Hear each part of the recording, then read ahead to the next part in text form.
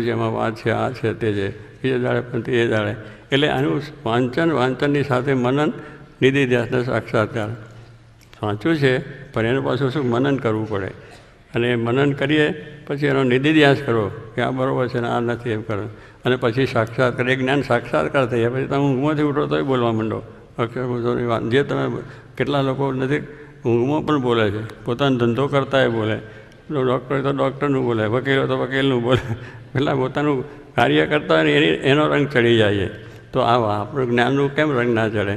એ પણ ચડી જાય કે જ્યારે ઊંઘ પર ત્યારે વાત થાય તો આવી જ્યારે આપણી દ્રઢતા થાય છે તો આપણે પેલું શું પૂર્ણ જ્ઞાન થવું છે, પૂરેપૂરું જ્ઞાન થવું છે. એ કોઈ પણ આવે તો હલાવી શકે નહીં. અને આપણે એને સારી રીતે સમજાવી શકીએ. આ જે થયા છે સત્સંગ વધ્યો એનું શું કારણ? તેને દઢતા થઈ, સંતોને દઢતા થઈ તો સંતોએ વાતો કરી, હરિભક્તોને વાત સમજી તો હરિભક્તોએ વાત કરી. આ તો સત્સંગે આમ વધતો